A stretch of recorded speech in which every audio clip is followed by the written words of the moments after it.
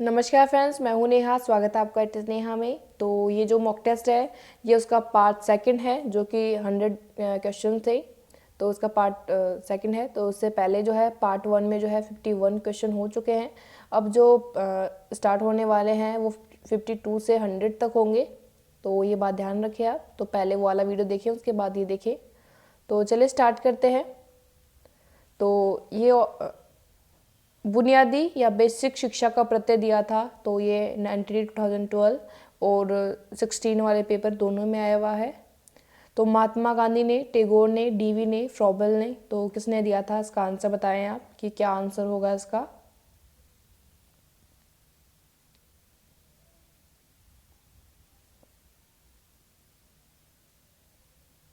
तो बेसिक शिक्षा का जो प्रत्यय दिया था वो दिया था महात्मा गांधी ने। तो ये बात अब यहाँ से देख ले कि ये प्रश्न जो है 2012 में आया, फिर उसके बाद 2016 में आया। तो ऐसे प्रश्न ही जो है उसके बाद आ रहे हैं। तो क्या आपकी प्रोबेबिलिटी नहीं है कि जो प्रीवियस ईयर्स के जो पेपर है उनमें जो क्वेश्चन आए हैं वो नहीं आएंगे? तो आप सबसे पहले जो इम्पोर्टेंट चीज़ है, आपको पूरी जो प्रीवियस पेपर के जो क्वेश्चन है वो इजीली याद होने चाहिए। तो 2012 के तो हो रहे हैं, उससे पहले 2016 का मैंने करवा दिया है। उसके बाद है विकासात्मक कार्यों का प्रत्यय दिया था। तो ये अंटिल 2012 में आया हुआ है। गैजल ने, हेबिगहस्ट ने, हरलोक ने, रीड ने। तो इसका आंसर बताएं आप।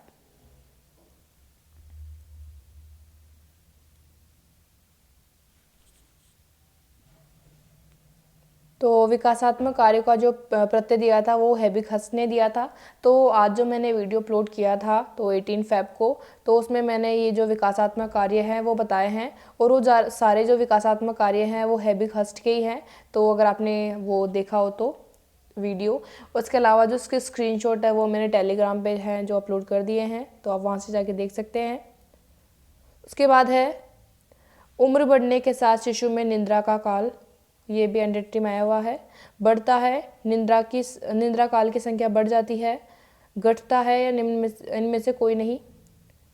तो उम्र बढ़ने के साथ क्या होता है? निद्रा का काल बढ़ता है या घटता है या किस प्रकार से? तो इसका आंसर बताना है। तो जैसे जैसे बच्चे की उम्र बढ़ेगी जो निद्रा का काल है वो घट जाता है। तो इसका आंसर हो जाएगा घटता है। इसके बाद है निम्न में से एक के अतिरिक्त सभी बच्चों में डर का कारण है। तो ये एंटी 2012 में आया हुआ है। दुखद अनुभव की याद, तेज तूफानी आवाज़ों का सहज भय, उन लोगों की नकल करना जो बहुत डरते हैं, या भयावह बातों का परिणाम। तो किन किन बातों के से बच्चे डरते हैं और कौन सा जो एक ऑप्शन है वो नहीं है जिससे बच्चे नहीं डरेंगे, तो वो बताना है आपको।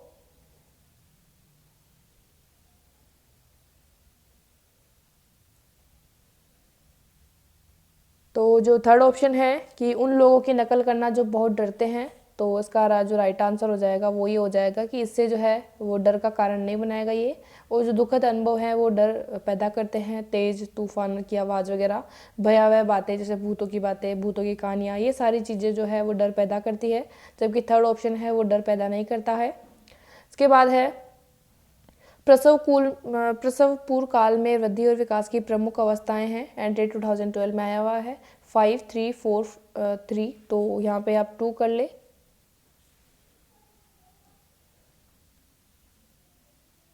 तो प्रसव पूर्व काल में वृद्धि और विकास की प्रमुख अवस्थाएं हैं वो कितनी हैं?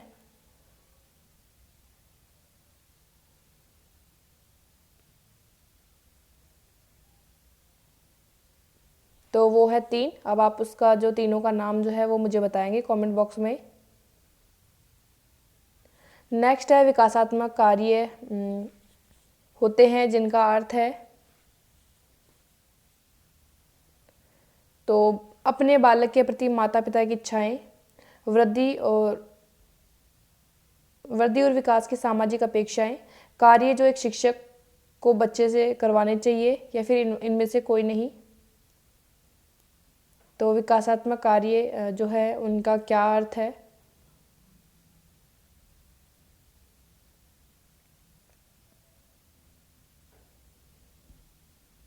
तो ये वही विकासात्मक कार्य है जो हेबिगहस्ट ने बताए हैं।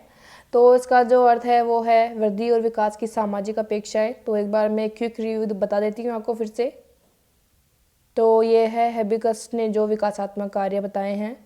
तो इसमें चलना, ठोस आहार लेना, तो ये दोनों हैं। इसका स्क्रीनशॉट जो है मैंने टेलीग्राम पे और इससे पहले जो वीडियो बनाया था उसमें बता दिया है, तो आप फिर से जो स्क्रीनशॉट ले सकते हैं। जो विकासात्मक कार्य हैं वो चीज़ है।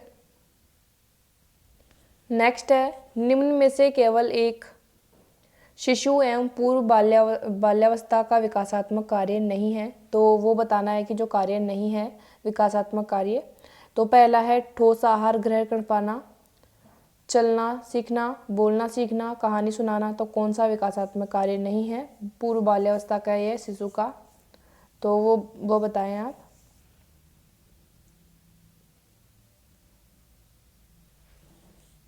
तो जो ठोस आहार ग्रहण करना है वो क्या है? विकासात्मक कार्य है। चलना सीखना भी विकासात्मक कार्य है, बोलना सीखना विकासात्मक कार्य है, लेकिन कहानी सुनाना है कोई विकासात्मक कार्य इस चीज़ का नहीं है। उसकी तो इसका आंसर हो जाएगा 4। नेक्स्ट है, 6 वर्ष से नीचे वाले बालकों को दिन भर में कम से कम 2 बार निम्न में से एक वस्तु देनी चाहिए।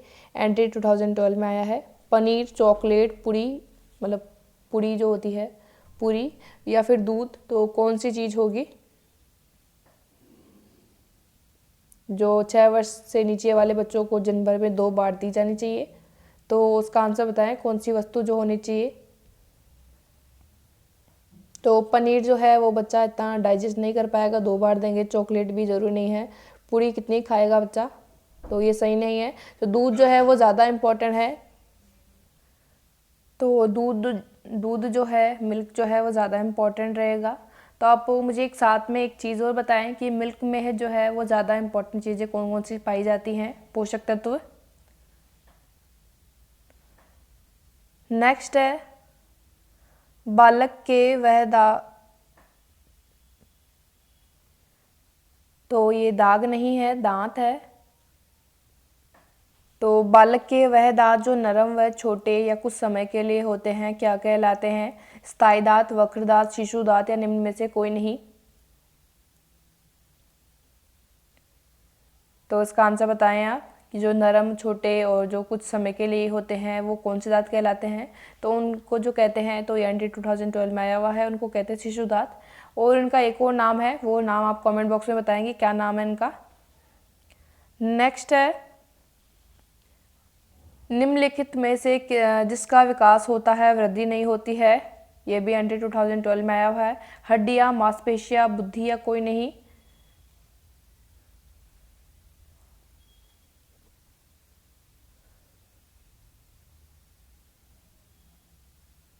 तो जो बुद्धि होती है उसका विकास होता है, ना कि वृद्धि होती है। जबकि मांसपेशियों की वृद्धि होती है, हड्डियों की वृद्धि होती है। तो उसका आंसर हो जाएगा बुद्धि। नेक्स्ट है, आंगनबाड़ी में बालकों को लिखना पढ़ना सिखाने का निम्न में से एक आदर्श तरीका है? रटना विधि से, अक्षरों को घोट घोट कर लिखने से, विभिन्न नवाचार वाले प्रयोग से, या कोई नहीं। तो जब बच्चों को लिखना पढ़ना लिखाने के लिए जो तैयार करेंगे बच्चों को, तो उनके लिए कौन सा जो है आदर्श तरीका माना जाएगा? उसका आंसर बताएं आप।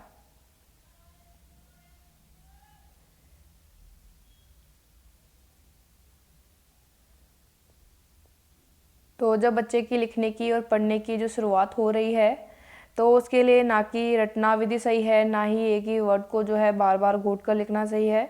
विभिन्न नवाचारों से सिखाएंगे। जब उसको ए सिखाना है तो अपन एप्पल दिखाएंगे।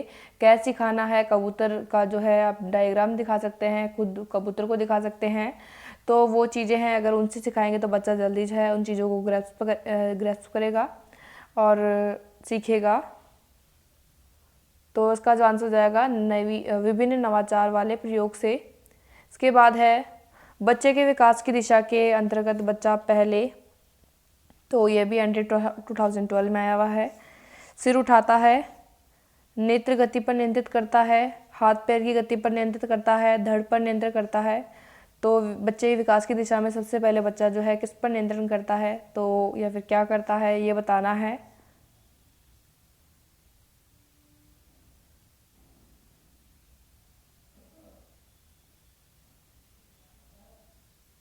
तो जो विकास है वो सिर से पैरों की ओर होता है। तो उसका जो सीधा सा जो मतलब निकलता है वो है, सबसे पहले सिर उठाता है। उसके बाद है, विभिन्न प्रकार के भोजन चखने से बच्चे की किस ज्ञानेंद्रिय का विकास होता है? जीभ का, तो कैही है ये, कान है, नाक, आंखें, तो क्या होगा इसका आंसर? तो विभिन्न प्रकार के भोजन चखने से बच्चे के किस ज्ञानेंद्रिय का विकास होता है? तो सिंपल सी बात है, जीभ का होगा, जीभ से ही चखेगा। तो उसका जो आंसर जाएगा फर्स्ट हो जाएगा। एक पूर्व प्राथमिक शिक्षिका बालक को विभिन्न कार्ड दिखा रही है जिनमें मोटा, पतला, लंबा, छोटा, ऊपर, दूर, पास जैसे चित्र थे। वह इस गतिविधि द्वारा बालकों में किस बात का संज्ञान दे रही थी? तो ये एंटी 2012 में आया हुआ है। आकार का ज्ञान, रंगों का ज्ञान, पूर्व गणितीय ज्ञान या फिर कोई नहीं।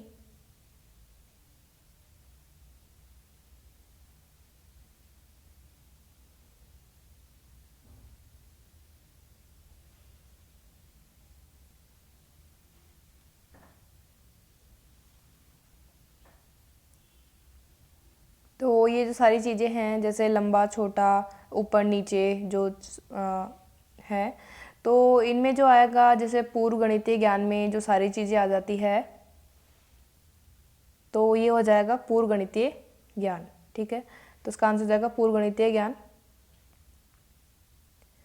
नेक्स्ट है बीज से पौधा, पौधे से पेड़, पेड़ से फूल, फूल से फल की क्रिया बच्चे में जिस कौशल का विकास करती है वह है, तो एंटी 2012 में आया हुआ है, क्रमबद्ध चिंतन, वर्गीकरण, पहचान, समस्या समाधान। तो इसका आंसर बताएं आप, क्या होगा?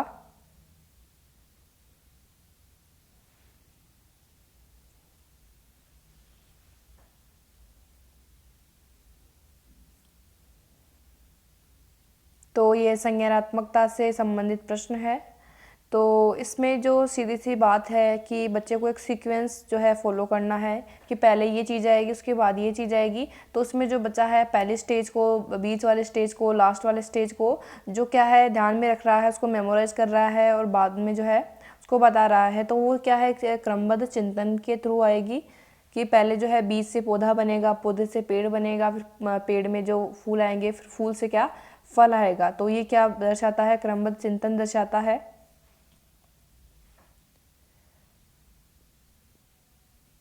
नेक्स्ट है प्रयत्न एवं भूल द्वारा सीखने का प्रयोग किया जाता है, तो वह है एंट्री 2012 में आया हुआ है, थॉर्नडाइक, वॉटसन, हैग या कोहलर। तो ये सीखने का प्रयोग किसने किया था?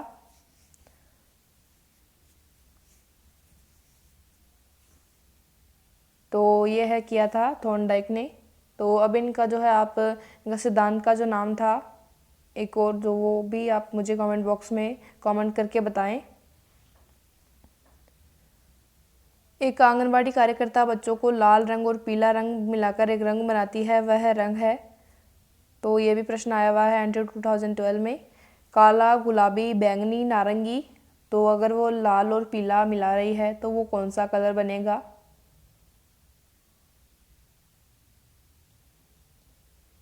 तो वो जो कलर बनेगा वो बनेगा ऑरेंज, मतलब नारंगी बनेगा। ठीक है,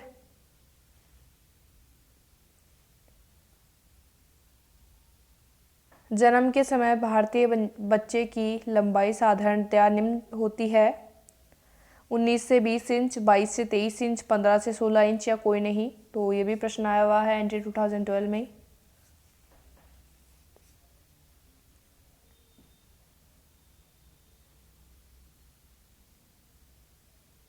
तो जन्म के समय जो भारतीय बच्चों की जो सामान्यतः लंबाई होती है वो होती है 19 से 20 के बीच में। उसके बाद है नवजात के बारे में निम्न कथनों में से कौन सा कथन सही नहीं है? नवजात का सिर शरीर के बाकी भागों से अपेक्षाकृत बड़ा होता है। नवजात का चेहरा सिर की तुलना में छोटा होता है। नवजात शिशु के गर्दन नहीं के बराबर होती है। नवजात शिशु के हाथ एवं पैर कठोर एवं वह पीलापन लिए हुए होते हैं। तो प्रश्न को ठीक से पढ़े, कथन नहीं है वो सही नहीं है वो बताना है, तो ठीक से पढ़े उसके बाद आंसर दें।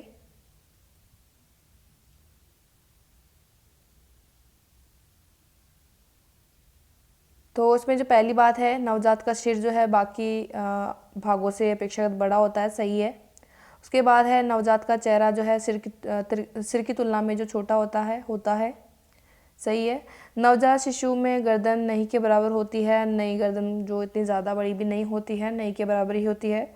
लेकिन जिसमें बात की गई है हाथ पैर जो है वो कठोर होते हैं, तो कई किसी ने देखा है कि बच्चा जो जन्म हुआ है और उसके हाथ पैर जो है कठोर है, तो नहीं है, बहुत ज़्यादा कोमल होते हैं।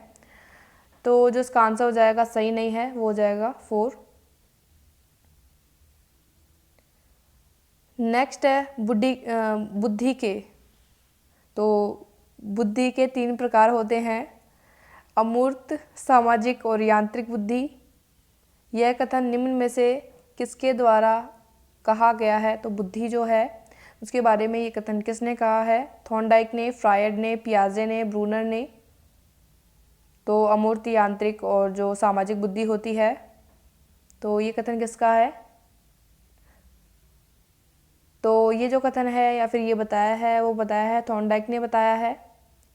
और जो थॉर्नडाइक ने वैसे एक सिद्धांत दिया है, वो दिया है बहुकारक सिद्धांत बुद्धि का। नेक्स्ट है, निम्न में से कोई एक बालक के समय की विशेषता नहीं है। एक सेकेंड, तो ये समय नहीं है, संवेग है। तो बालक में जो संवेग होते हैं उनकी विशेषता नहीं है, तो वो बताने हैं। तो ये भी अंडर 2012 में आया हुआ है। संवेग में क्षणिकता, संवेगों में तीव्रता, संवेगों में आवृत्ति या संवेग में कठोरता। तो बालक के संवेगों से संबंधित विशेषता कौन सी नहीं है, वो बतानी है।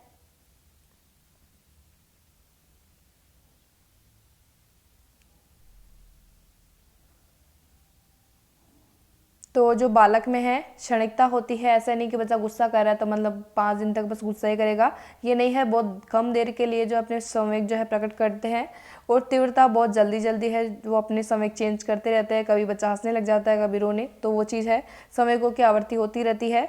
उसके बाद है लेकिन संवेगों में कठोरता नहीं होती है, तो ये चीज़ है वो गलत है। तो इसका आंसर हो जाएगा 4 हो जाएगा। उसके बाद है, निम्न में से कोई एक बालक में क्रोध का निर्माण करने का कारण नहीं है। तो ये अंडर 2000 में आया हुआ है।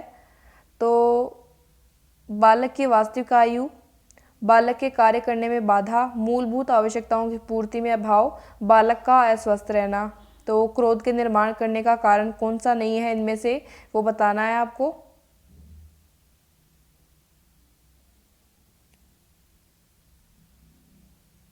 कि इनमें से कौन सा जो ऑप्शन है वो बच्चे को,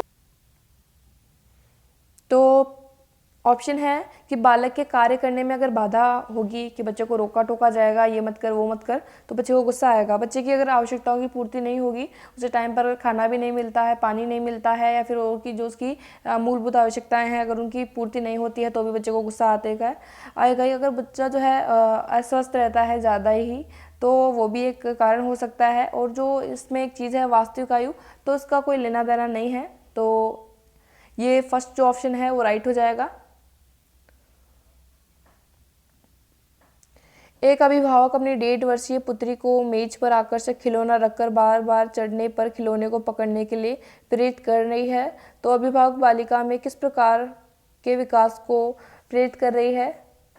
तो संवेगात्मक, बौद्धिक, सामाजिक या गामक। तो ये भी अंडर 2012 में आया हुआ है, बहुत ही इंपॉर्टेंट क्वेश्चन है।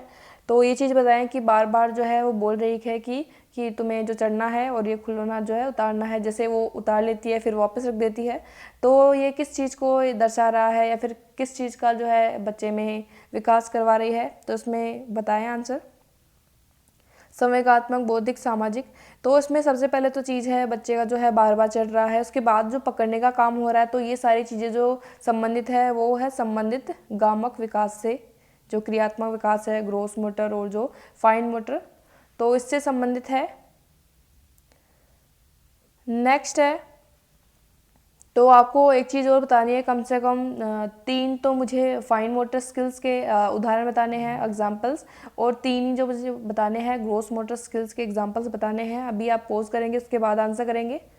नेक्स्ट है, निम्न में से एक बालक के चलने की प्रक्रिया को धीमा करने का कारण नहीं है। तो ये प्रश्न आया हुआ है अंडर 2012 में। बालक का हमेशा पालनकर्ता की गोद में बैठे रहना, पौष्टिक भोजन का अभाव, मानसिक दुर्बलता बालक में, या फिर अत्यंत छोटे घर में रहना।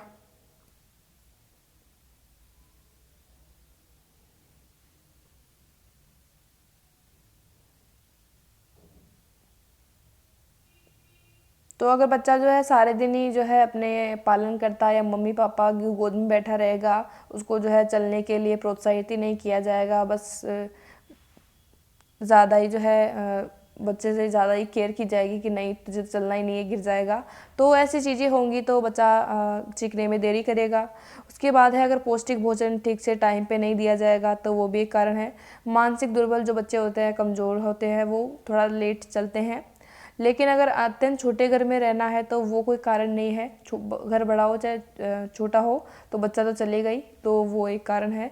तो ये कारण नहीं है कि बच्चे की चलने की प्रक्रिया का धीमा होने का, तो ये आंसर हो जाएगा 4। उसके बाद है एक नर्सरी स्कूल में टीचर बच्ची को एक को खड़ा करके उन्होंने कल दिन भर क्या किया बताने को कह रही थी। वार्तालाप की यह गतिविधि बालकों में किस विकास को बढ़ावा देगी? एनटी 2012 में आया हुआ है। भाषाई, सामाजिक, संवेगात्मक और शारीरिक कि अगर टीचर है वो पूछ रही है कि तुम्हें कल क्या कहाँ गई थी बताओ, या फिर क्या कर रही थी, या फिर तुमने क्या खाया, इस तरह की जो चीज़ें पूछेंगी तो उससे किस चीज़ का जो विकास होगा?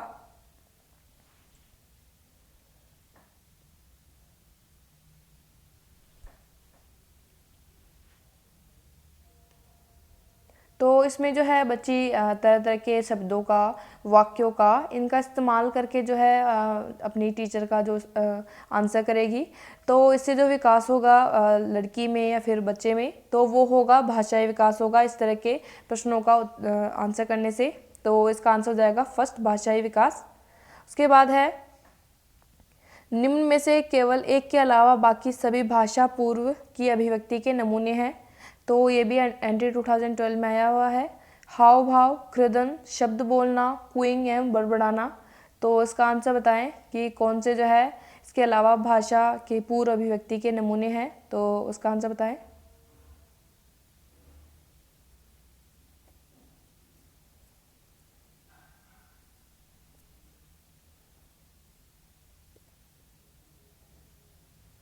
तो पहला जो ऑप्शन है वो पूर्व अभिव्यक्ति, भाषा की पूर्व अभिव्यक्ति, जैसे कि बच्चे ने जो पूरी भाषा सीखी नहीं है उससे पहले कैसी अभिव्यक्ति करेगा वो चीज़ है।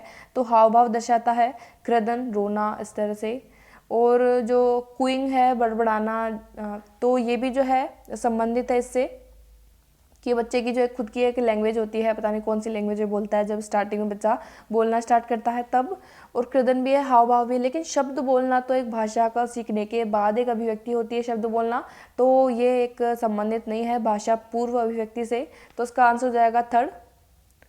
उसके बाद है स्तनपान त्यागने की विधि होनी चाहिए माता की सुविधा अनुसार, आकस्मिक, क्रमिक या फिर छूट देने वाली।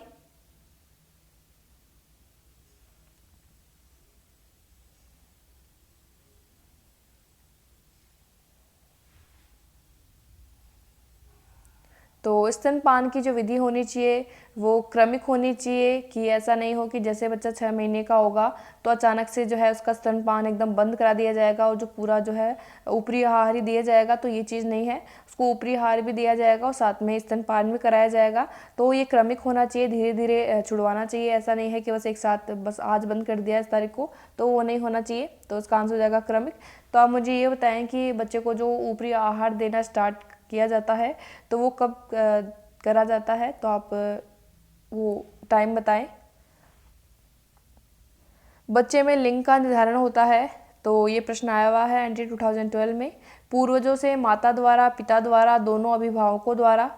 तो बच्चे में लिंग का निर्धारण किनके द्वारा होता है, उसका आंसर बताएं।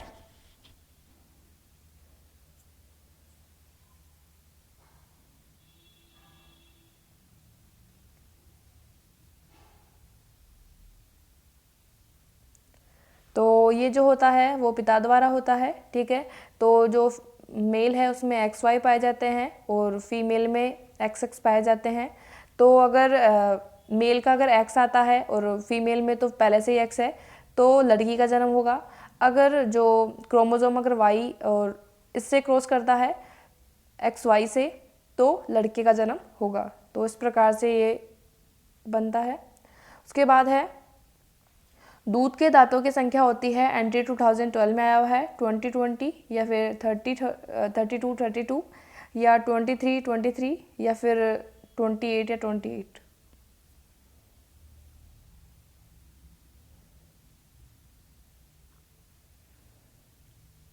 तो मैंने ये 20 ऐसे लिखे हैं क्योंकि इसमें लिखे हुए ही ऐसे थे, तो उसका मतलब ये नहीं है कि 20 नीचे 20 ऊपर, वो चीज़ें नहीं है।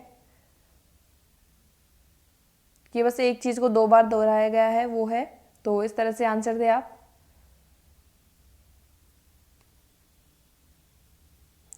तो जो दूध के दांतों की जो संख्या होती है वो 20 होती है। तो आप इसको ये ना समझ लें कि 40 दांत होते हैं, नहीं, उसमें यह है कि 20 ऐसे 2 बार बोला गया है।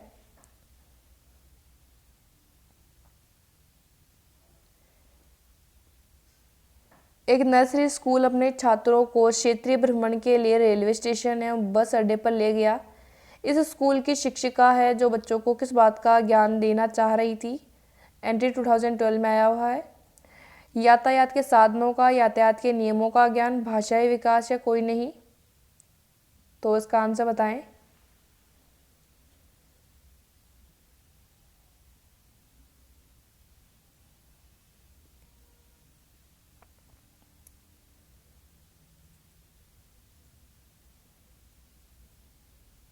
तो अगर स्थान पे ले गई है जहाँ पे बस अड्डा है और जो रेलवे स्टेशन है, तो सबसे पहले जो बच्चों को जानना चाहिए वो ये चीज़ जाननी चाहिए कि क्या क्या चीज़ें जो है यातायात के साधन है, ट्रांसपोर्टेशन में जो व्हीकल्स चलते हैं, तो वो जानेंगे। उसके बाद जो है वो यातायात के नियम जानेंगे। तो इसलिए पहले उनको जानना है जो यातायात के साधन है उनके बारे में जानेंगे, उसके बाद यातायात के नियम जानेंगे। तो वो पूर्व प्राथमिक लेवल का काम नहीं है, जब बच्चे स्कूल में जाएंगे प्राथमिक स्तर पर तब वो जानेंगे। तो इसलिए इसका आंसर ये नहीं होगा और ना ही भाषा विकास होगा। इसका जो आंसर होगा यातायात के साधनों को जानना, उनके बारे में जानकारी लेना कि बस होती है, ट्रेन होती है, तो ये सब चीज़ें। इसका जो आंसर हो जाएगा फर्स्ट। उसके बाद है मूल्यांकन की प्रकृति होती है संज्ञानात्मक, निदानात्मक, उपचारात्मक या फिर 2 और 3? तो मूल्यांकन की प्रकृति किस प्रकार की होती है तो वो बताएं।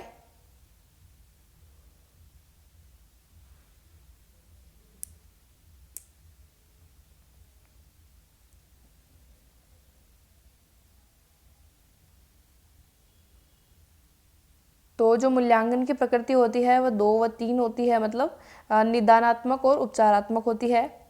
कि पहले जो है डायग्नोस किया जाता है कि बच्चे को कहाँ समस्या आ रही है, फिर उसके बाद है वो बच्चे को रेमेडी जो है वो दी जाती है। जैसे कि आप डॉक्टर के पास गए हैं तो पहले जो आपका टेस्ट हुआ वो क्या है, डायग्नोस करने के लिए कि आपको पर्टिकुलर कौन सी बीमारी है। उसके बाद जो है आपको जो भी दवाई दी गई वो है रेमेडी। तो बच्चे को जो टेस्ट वगैरह लिया जाता है स्पेशली, फिर उससे पता लगाया जाता है कि कहाँ बच्चे को प्रॉब्लम आ रही है, फिर उसके बाद जो है उसको स्पेसिफिकली ठीक से बताया जाता है। तो ये मूल्यांकन की प्रकृति होती है निदानात्मक और उपचारात्मक।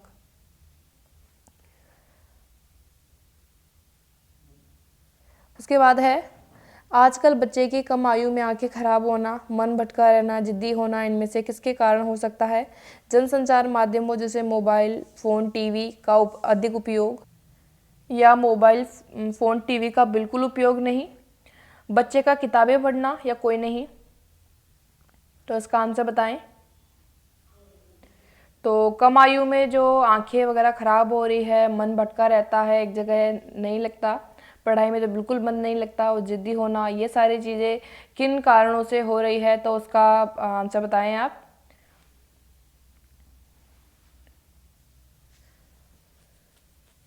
तो अगर बच्चा जो है जनसंचार माध्यमों जैसे मोबाइल का अगर ज़्यादा यूज़ करता है, साथ में गेम खेलता है और ज़्यादा जो है टीवी देखता है, तो वो इसके लिए ऐसे हार्म रहेगा कि जो बच्चे की आंखें हैं वो ख़राब हो जाएगी।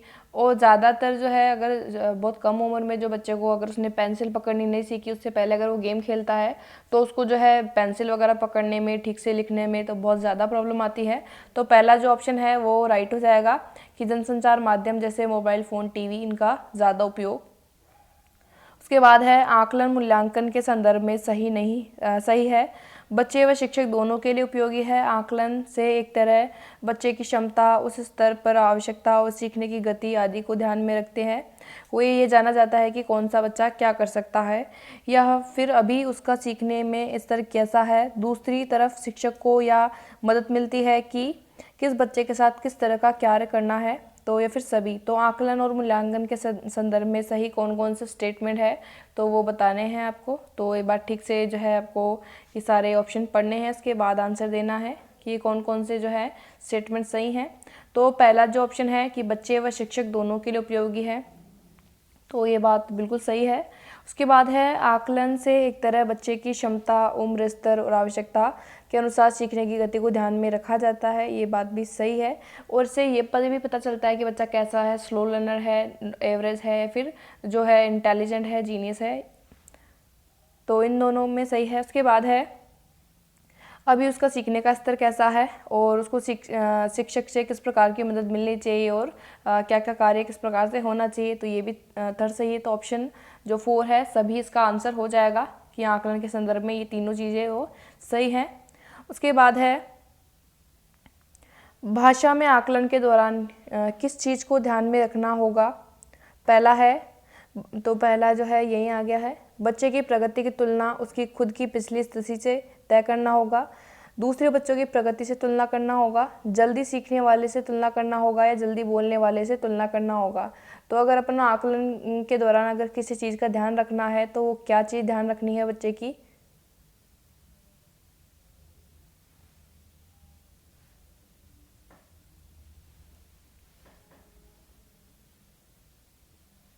तो अगर बच्चे का जो है अगर आकलन किया जा रहा है तो बच्चे का जो कंपैरिजन करेंगे वो बच्चे की खुद की जो पहले की अचीवमेंट्स है या पहले जो बच्चे की स्थिति थी उससे करना है, ना कि जो उसके साथ बैठने वाले बच्चे या फिर उनके क्लासमेट्स जो है उनसे करना है। तो वो बहुत ही गलत है। ना कि भाषा के आकलन में, सभी प्रकार के आकलन में ये गलत चीज़ है कि बच्चे का कंपेयर करना, क्योंकि बच्चा जो है विशिष्ट है, स्पेशल है, सभी बच्चे अलग अलग हैं, तो एक दूसरे से कंपेयर करना तो कहीं जायज़ ही नहीं है।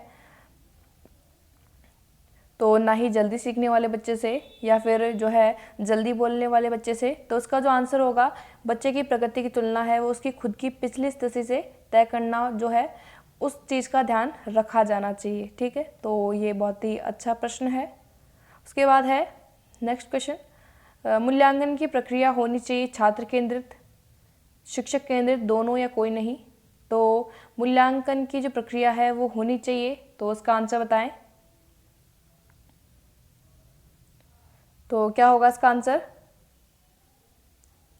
तो जो मूल्यांकन की प्रक्रिया होनी चाहिए वो केवल और केवल छात्र केंद्रित होनी चाहिए, ना कि एक शिक्षक के लेवल पे होनी चाहिए, क्योंकि शिक्षक तो पहले ही जो है एक उसने अपनी जो क्वालिफिकेशन है वो बहुत अलग है उस बच्चे से। तो जो मूल्यांकन का लेवल होगा एक बच्चे के लेवल पे होगा, बच्चे के मानसिक स्तर के अनुरूप होना चाहिए। तो जो मूल्यांकन की प्रक्रिया होनी चाहिए वो छात्र केंद्रित होनी चाहिए, और जो पाठ्यक्रम वगैरह सभी जो है वो छात्र केंद्रित ही होना चाहिए। नेक्स्ट है पूर्व बाल्यावस्था के लिए विकासात्मक कार्य है मलमूत्र त्याग करना सीखना, शारीरिक संतुलन बनाए रखना सीखना, सामाजिक और भौतिक वास्तविकता के सरलतम संप्रत्य को सीखना, या सभी। तो ये सभी विकासात्मक कार्य जो हैबिक हस्ट ने जो बताए हैं उनमें कौन कौन से जो कार्य हैं इसमें शामिल है या नहीं है, तो वो बताना है आपको।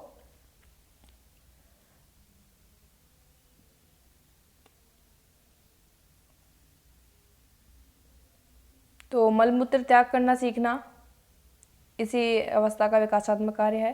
शारीरिक संतुलन बनाए रखना कि कैसे चलना है, बैठना है, इस प्रकार से। और सामाजिक वस्तुओं के सरलतम संप्रत्य को सीखना कि आसपास की जो चीज़ें हैं उनसे कैसे जो है यूज़ वगैरह करना है या देखना करना है, तो वो सारी चीज़ें हैं। उसके बाद है सभी। तो ये जो सारी चीज़ें हैं वो इसमें कम्प्लीटली आ जाएंगी। तो अगर आपको एक चीज़ और बता दूं, अगर मेरे साथ आप जितना भी आपको टाइम मिल रहा है क्वेश्चन को सॉल्व करने में, अगर आप उस टाइम में अगर क्वेश्चन सॉल्व कर रहे हैं तो आप इजीली जो है एग्ज़ाम हॉल में जो है टाइम पर अपना पेपर कर लेंगे। वैसे भी जो आपको जो है 180 मिनट्स मिलने वाली है, तो आपको जो ध्यान रखना है आपको 100 मिनट में ही अपना पेपर जो है कंप्लीट करने की ठाननी है, तभी आप जो है अच्छे से अपना टाइम जो है कवर कर पाओगे। ऐसा नहीं है कि आपको एक प्रश्न में ही है जो 10 मिनट लग रही है, तो वो गलत हो जाएगा, तो ये बात माने। उसके बाद है अवस्था में बच्चों की रुचि खिलौनों में अधिक होती है। तो किस अवस्था में बच्चों की जो रुचि है खिलौने में अधिक होगी, तो गर्भावस्था में, पूर्व बाल्यावस्था में, किशोरावस्था में, शिशुअवस्था में। तो इसका आंसर बताएं आप कि किस अवस्था में जो है रुचि खिलौनों में ज़्यादा अधिक होती है।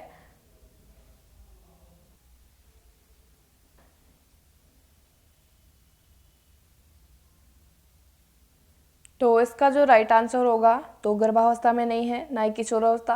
हालांकि शेषावस्था में बच्चों को माँ बाप जो हैं खिलौने ला के तो देते हैं, लेकिन उनका कोई इंटरेस्ट नहीं होता है, हाँ बस रखे होते हैं, कोई मतलब नहीं होता उनको। लेकिन जब पूर्व बाल्यावस्था है उसमें बच्चों को बहुत ज़्यादा इंटरेस्ट होता है खिलौनों में, कि ये मेरा खिलौना है, ये है, तो साथ में मिलकर भी खेलते हैं। तो पूर्व बाल्यावस्था की जो है ये विशेषता है। उसके बाद है, तो आप मुझे एक चीज़ और बताएं कि शेषावस्था का काल और पूर्व बाल्यावस्था का काल भी, मुझे इसको कमेंट बॉक्स में आंसर करें अभी। उसके बाद है शाला पूर्व शिक्षा के उद्देश्य हैं बच्चों का शारीरिक एवं गत्यात्मक कौशलों का विकास करना। तो सेकंड ऑप्शन भी ऊपर ही है। तो बच्चों में सुनने बोलने के कौशलों का विकास करना तथा पढ़ने लिखने की पूर्व तैयारी करवाना। थर्ड ऑप्शन है बच्चों में स्पष्ट और उचित भाषा द्वारा विचार और उनके प्रदर्शन की योग्यता का विकास करना, या फिर सभी। तो शाला पूर्व शिक्षा के उद्देश्य कौन कौन से हैं वो बताने हैं। तो आप ठीक से प्रश्न को पढ़ें, ऑप्शन पढ़ें, फिर उसके बाद आंसर दें।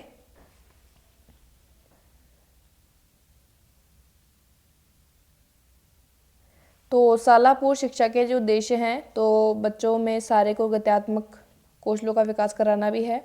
तो सीधा सा आपका सिलेबस में दिया हुआ है तो ज़रूर होगा। नेक्स्ट है सुनने बोलने कौशलों का विकास करवाना, ये भी ज़रूरी है। और पढ़ने लिखने की पूर्व तैयारी करवाना, ये तो बहुत ही ज़्यादा ज़रूरी है कि जैसे बच्चों को जो पढ़ने लिखने के लिए तैयार किया जाएगा। उसके बाद है बच्चों में स्पष्ट और उचित भाषा द्वारा विचारता उनके प्रदर्शन की योग्यता का विकास करना। तो बच्चे जो है ठीक से अपनी बात को कह पाएँ, तो इस योग्यता का विकास करना। उसके बाद है सभी, तो इसका आंसर जो हो जाएगा सभी हो जाएगा। ये सारे जो उद्देश्य हैं वो शाला पूर्व शिक्षा के हैं। उसके बाद है ECCE में शामिल नहीं है। तो आप मुझे पहले तो ECC का फुल फॉर्म जो है बताएंगे, मैं बहुत बार बता चुकी हूँ, अब आपको बताना है। तो कौन सी चीज़ जो है वो शामिल नहीं है? सुनने बोलने की क्षमताओं का विकास, भाषा एवं गणित की तैयारी के लिए खेल, बौद्धिक सृजनात्मकता के अनुसार गतिविधियों से भरपूर एक संतुलित खेल आधारित कार्यक्रम है ECC। पढ़ने लिखने की तैयारी को महत्व दिखता है। बच्चे को व्यक्तिगत रूप से सीखने के अवसर प्रदान करने वाला, भावनात्मक आवश्यकताओं की पूर्ति, छोटे एवं बड़े संबंधी गतिविधियों के माध्यम से तब प्रत्येक बच्चे को व्यक्तिगत संवाद के अवसर उपलब्ध कराने वाला बाल केंद्रित कार्यक्रम है, या फिर केवल गीत और कविताएं और कहानी सुनाकर बच्चों को घर भेज दिए जाने वाला कार्यक्रम है। तो कौन सा जो है वो ECC का कार्यक्रम या फिर एक आधारित कार्यक्रम नहीं है, तो वो बताना है। बहुत ही इंपॉर्टेंट प्रश्न है।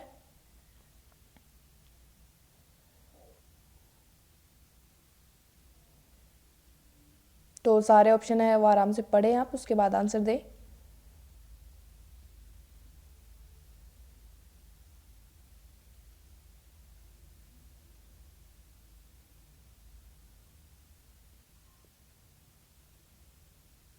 तो पहला जो ऑप्शन है, ये बच्चों को सुनने बोलने की क्षमताओं का विकास और भाषा एवं गणित में तैयारी के लिए जो है बौद्धिक और सृजनात्मक रूप से गतिविधियां करवाई जाती है यहाँ पे।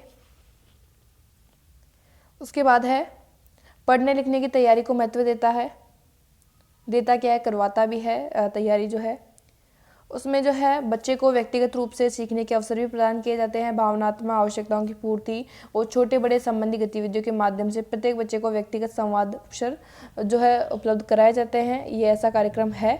लेकिन जो फोर्थ ऑप्शन है कि केवल गीत और कविताएं और कहानी सुनाकर जो है बच्चे को घर भेज दिया जाता है, ये इतना ही काम करता है, तो ये ऑप्शन इसका सही नहीं है।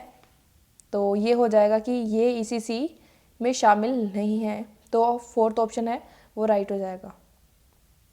उसके बाद है शारीरिक विकास है बच्चों की लंबाई और वजन का निरीक्षण, शारीरिक विकास से संबंधित है, तो ऐसे है ये प्रश्न। तो मांसपेशियों में संतुलन समन्वय का विकास, तो उसका निरीक्षण, या फिर दोनों, या फिर कोई नहीं।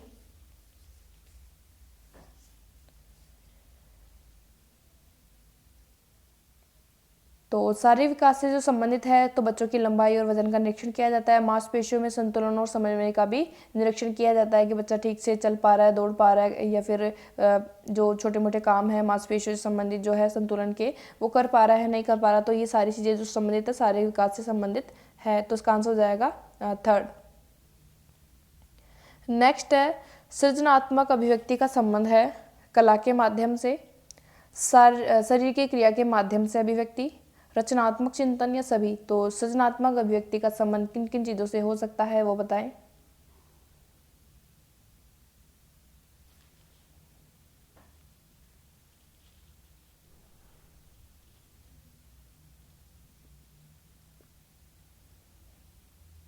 तो सृजनात्मक अभिव्यक्ति का जो संबंध है, जहाँ कला का नाम आ गया तो इसका मतलब है क्रिएटिविटी तो आएगी ही।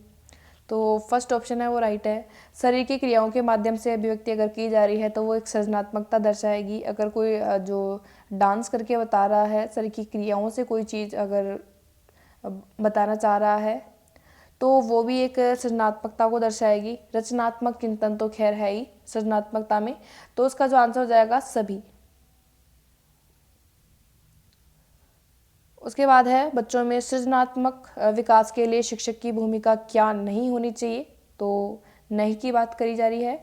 तो पहला ऑप्शन है बच्चों में व्यक्तिगत विभिन्नता होती है, उसे समझा और उसका आदर करे, उसे समझा जाए उसका आदर करे, और बच्चों को अपने विचारों और भावनाओं को स्वेच्छापूर्ण व्यक्त करने दे, बच्चों को वस्तुओं को देखने दे और उन पर प्रयोग करने के लिए प्रेरित करे।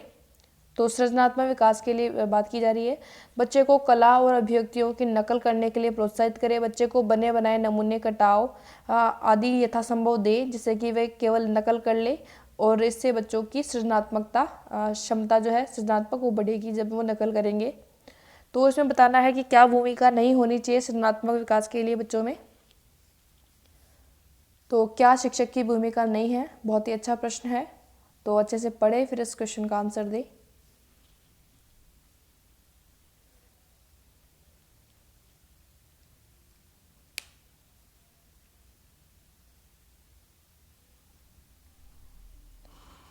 तो पहला जो ऑप्शन है बच्चों में व्यक्तिगत विभिन्नता होती है उसे समझा जाए और आदर करे। अगर बच्चों के अलग अलग है बच्चे तो उनके अलग अलग विचार भी होंगे, अलग अलग वो कुछ बताएंगे, कुछ उनके जो भी सोच या फिर उन्होंने कुछ बनाया है क्रिएटिव, तो वो अलग अलग है। ऐसा नहीं कि इसका ज़्यादा अच्छा है, ये तुम्हारा तुमने क्या बना दिया, तो वो नहीं है। तो सभी का जो है एक जो भी बच्चे ने किया है उसका सम्मान करें। ऐसा नहीं है कि बच्चे को जो है गलत तरीके से जज किया जाए। नेक्स्ट है बच्चों को अपने विचारों और भावनाओं को स्वेच्छापूर्ण व्यक्त करने दे। अगर बच्चे की भावनाओं को स्वेच्छापूर्ण अगर व्यक्त नहीं की जाएगी तो उसकी सृजनात्मकता है, उसकी क्रिएटिविटी है वो दब जाएगी और वो क्रिएटिव बच्चा नहीं बन पाएगा। और नेक्स्ट जो है बच्चों को वस्तुओं को देखने पर उनको प्रयोग करने के लिए प्रेरित करें। ऑफकोर्स जो मोटिवेशन है वो बहुत ज़्यादा इंपॉर्टेंस रखता है अपनी। तो ये जो तीनों ऑप्शन है वो राइट है। तो जब तीनों ऑप्शन राइट होंगे तो फोर्थ ऑप्शन तो अपने आप ही गलत हो जाएगा। तो इसमें क्या है, नकल करने की बात की गई कि नकल करने को प्रोत्साहित करें कि आप ये चीज़ ये है आपका डायग्राम, इसको नकल कर लो। तो क्या उससे कोई बच्चे की सृजनात्मकता बढ़ सकती है? जब अपन ने पढ़ा था सृजनात्मकता के बारे में, क्रिएटिविटी के बारे में, जब अगर नकल चीज़ हो रही है तो उसमें कहाँ चीज़ आएगी? तो सबसे ज़्यादा इंपॉर्टेंस है मौलिकता होनी चाहिए सृजनात्मकता में, कि उसका खुद का विचार हो, उसकी खुद की जो है चीज़ बनाई गई हो, तो वो होती है सृजनात्मकता। ना कि किसी का कॉपी किया हुआ उसने पेस्ट कर दिया, तो वो सृजनात्मकता नहीं कहलाएगी। तो ये इसका आंसर होगा। इसको बढ़ावा नहीं देना चाहिए शिक्षक के तौर पर सृजनात्मकता विकास को लेकर। तो फोर्थ ऑप्शन है वो राइट हो जाएगा। उसके बाद है ईसीसी पाठ्यचर्या के निर्देशन सिद्धांत हैं खेल खेल में सीखना, शिक्षा के आधार रूप में कला, या फिर बच्चों का स्वभाव और उनकी सोच की मुख्य विशेषताओं को पहचानना, या फिर सभी। तो इसका आंसर बताएं आप कि ईसीसी पाठ्यचर्या के निर्देशन सिद्धांत हैं।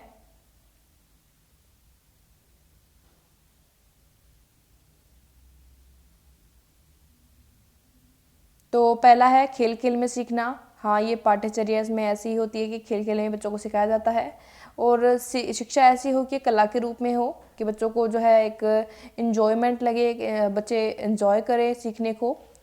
और बच्चों के का स्वभाव और उनकी सोच की मुख्य विशेषताओं को पहचानना, कि बच्चा क्या सीखना चाहता है, किस प्रकार जो है बच्चा रिएक्ट कर रहा है हर चीज़ों पे। तो वो सारी चीज़ें इसमें शामिल होगी, सभी। तो इसका आंसर हो जाएगा सभी। उसके बाद है स्कूल रेडीनेस की गतिविधियाँ, कि बच्चा स्कूल जाने के लिए जो तैयार किया जा रहा है वो सारी गतिविधियाँ कौन कौन सी शामिल होगी। आत्मनिर्भरता एवं सामाजिक तैयारी, तो आज नहीं है ये आत्म है, ठीक है, तो आप ये ध्यान रखें। आत्मनिर्भरता एवं सामाजिक तैयारी, भाषा की तैयारी, पढ़ने की तैयारी, लिखने की तैयारी, या फिर सभी। तो स्कूल रेडीनेस के लिए तो कौन कौन सी गतिविधियां हैं, तो ये सारी गतिविधियां हैं, तो वो नर्सरी स्कूल में या फिर पूर्व प्राथमिक शाला या स्कूल में कराई जाती है। तो इसका जो आंसर हो जाएगा सभी, कि आत्मनिर्भर बने बच्चा, और सामाजिक तैयारी हो उसकी, भाषा की तैयारी हो, पढ़ने लिखने सभी की तैयारी। इसका आंसर हो जाएगा 4। बाहरी खेल हैं, कि जो ये सारी चीज़ें हैं जो बाहर करी जाएंगी नहीं कर जाएंगी, ये बात बतानी है। दौड़ना, कूदना, खींचना, सभी।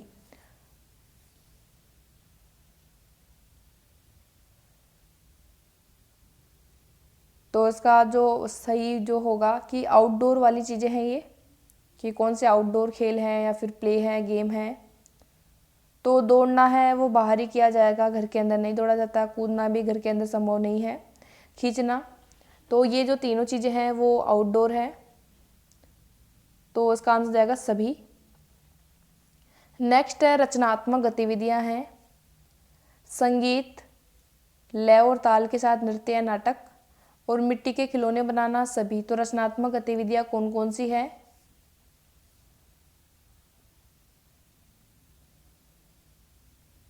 तो रचनात्मक गतिविधियां होंगी वो संगीत भी होगा, लय ताल के साथ नृत्य भी होगा, नाटक भी होगा, और मिट्टी के खिलौने बनाना। तो ये जो तीनों चीज़ें ही हैं वो रचनात्मकता को दर्शाती है, ठीक है। अगर कोई बच्चा मिट्टी से कुछ अलग अलग चीज़ें बना रहा है तो वो एक उसकी क्रिएटिविटी दर्शाएगा कि बच्चा थोड़ा क्रिएटिव है। अगर वो तरह तरह के डांस कर पाता है, कोई रोल प्ले कर पाता है, तो वो भी अलग है। संगीत की, अगर बच्चा जो है संगीत में जो इंटरेस्ट है उसका, अगर कुछ सॉन्ग बना पा रहा है, अपनी कुछ जो ट्यून है वो निकाल पा रहा है, तो बहुत सारी चीज़ें हैं। तो ये रचनात्मकता की गतिविधियां हैं, सभी हो जाएगा इसका आंसर। उसके बाद है विटामिन सी पाया जाता है धूप में, नींबू में, गाजर में, गोभी में। तो विटामिन सी किस में पाया जाता है वो बताएं आप। तो विटामिन सी जो है वो खट्टे फलों में जो पाया जाता है, तो इसमें आ जाएगा नींबू। तो आप मुझे एक चीज़ ये बताएं कि गाजर में जो है वो क्या पाया जाता है, इसका आंसर मुझे दे। नेक्स्ट है जब बच्चे के गाल को छुआ जाए तो वह इधर उधर ही अपना मुंह वह उधर ही अपना मुंह जो है वो घुमा लेता है। यह कहलाता है कि जब बच्चे को गाल को जो छुआ जाएगा तो वह उधर ही अपना मुंह जो है वो घुमा लेगा, तो यह कहलाता है मोरो रूटिंग, बेबिंस्की, या फिर कोई नहीं। तो ये क्या कहलाएगी, ये जो प्रक्रिया है जब मुंह को जो है उसने उधर ही घुमा लिया है, तो ये कौन सी जो है प्रक्रिया जो कहलाएगी, जो रिफ्लेक्स जो है होते हैं ये, तो ये जो कहलाती है वो कहलाती है रूटिंग, ठीक है। तो इसका आंसर हो जाएगा रूटिंग। उसके बाद है इनमें से कौन सा जो है रिफ्लेक्स यानी प्रतिवर्त नवजात शिशु में नहीं पाया जाता है, तो मोरो, रूटिंग, बेबिंस्की, बबलाना। तो नवजात की बात की गई है, तो ये बात ध्यान रखें।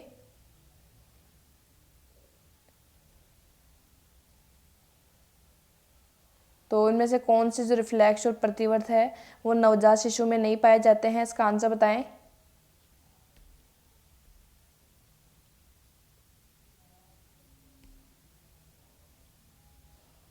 तो जो मोरो है, रूटिंग है, बेबिंस्की, ये तीनों ही है जो पाई जाती है, लेकिन बबलाना नहीं पाया जाता है उस टाइम। तो अभी मैंने ये वैसे पढ़ा चुकी हूँ, लेकिन मैं फिर भी आपको बता देती हूँ, आपको काम मिलेगा ये।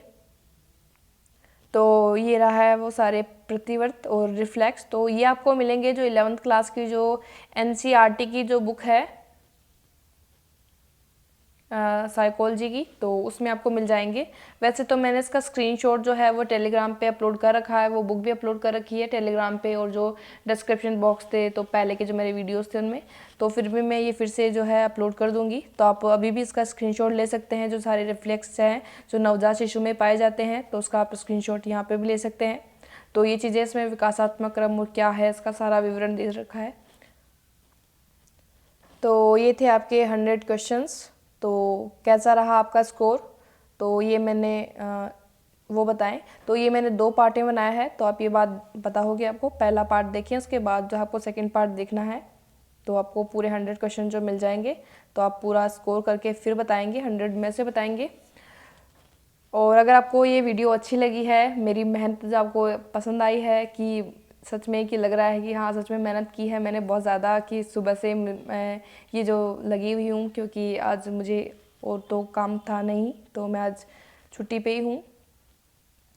तो उसका ज़रूर जवाब दें एंड कमेंट करें। एंड आपको कोई भी जो है किसी टॉपिक पे, पर्टिकुलर टॉपिक पे अगर कोई वीडियो बनानी है, तो आप मुझे कमेंट बॉक्स में कमेंट करके बता सकते हैं।